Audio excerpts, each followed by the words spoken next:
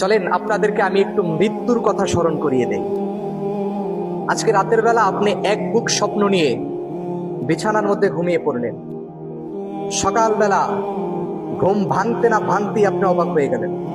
আপনার বাড়ি ভর্তি মেহমান, আপনার ভাই ব্রাদার আত্মীয় স্বজন বন্ধু বান্ধব পাড়া প্রতিবেশী সবাই আপনার বাড়ির মধ্যে এসেছে, কিন্তু কারো মুখের মধ্যে হাসি নেই। সবার মুখের মধ্যে এক বুক হতাশা, কষ্ট আর হারানোর বেদনা। আপনি এখনো কিছু বুঝতেছেন না।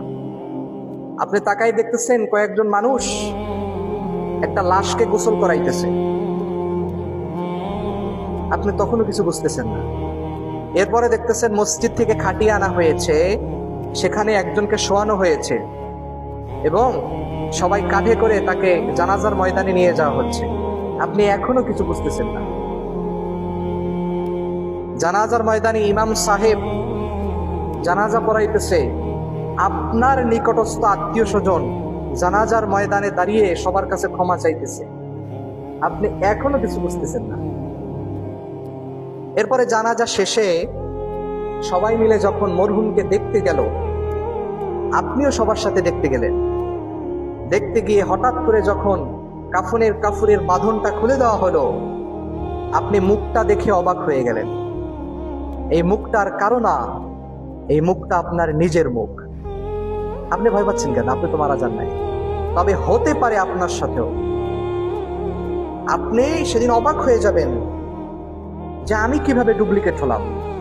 আমি তো এখানে, তবে এই খাটের মধ্যে কে শুয়ে রয়েছে? আমি তো এখানে, কাকে তারা গোসল করাইতেছে? আমি তো এখানে, কার জন্য তারা কান্নাকাটি করতেছে? ভাই, সময় আপনারও আসবে। এই দুনিয়াতে আসার সিরিয়াল আছে, যাওয়ার কোনো সিরিয়াল নাই। কুল্লু নাফসিন যায়িকাতুল মাউত, প্রত্যেকটা প্রাণীকে মৃত্যুর স্বাদ গ্রহণ করতে হবে।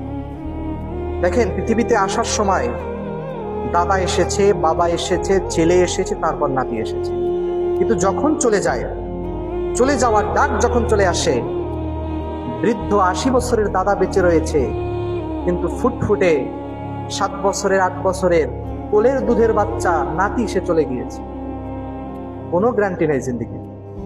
এই জিন্দিগি আপনাকে একেবারে ধূলিসাৎ করে দেবে, মাটির সাথে রেজা রেজা করে ফেলবে।